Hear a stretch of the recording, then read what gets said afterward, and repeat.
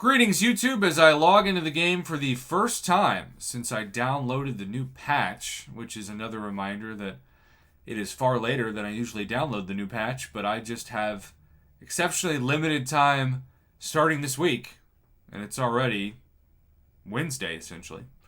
I just have a lot less time to respond to messages, to play this game, to do all of the things.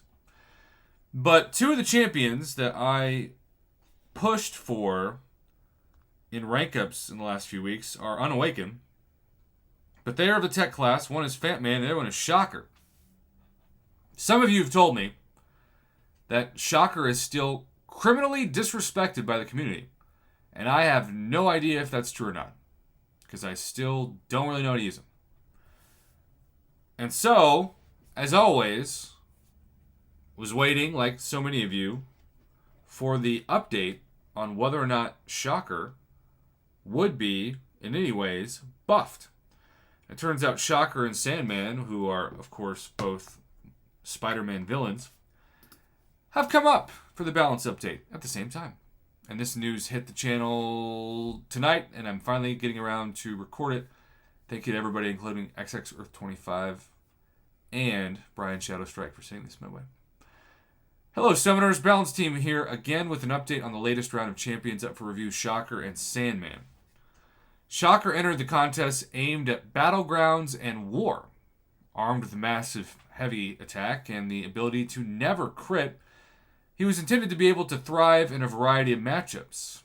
At the moment, Shocker only reaches his potential versus certain mutant targets, and he falls short outside of that. For that reason, we have decided to give Shocker a tune-up. The goal of Shocker's tune-up is for his damage to be stronger and more viable over a wider variety of defenders and battlegrounds. On top of that, we'll be looking at making some quality of life improvements in his kit. Additionally, we'll be adding a stack limit of 1 to the cowardice in his synergy with Spider-Man's symbiote. This synergy is more powerful than we had intended it to be, and want it to remain valuable but not be as game-changing. Again, I had no idea that was a thing. But some of you watching this are thinking, I hate it. Overall, we think that Shocker will be stronger than ever and be more capable of dealing with a wider range of matchups. In the modes, we want him to be the most fearsome. Let's go to Sandman. Sandman arrived with the tools to handle most game modes, scaling for long fights, utility for tough mystic matchups, and versatile loop options. We're happy to see he's being used across some game modes and matchups, especially the most recent Gladiator Circuit node combo featuring regeneration. One trend we're seeing with Sandman is a large variance in performance between matchups that allow him to safely use his Special 3 good compared to those that require or encourage his Special 1 or Special 2 lower than target.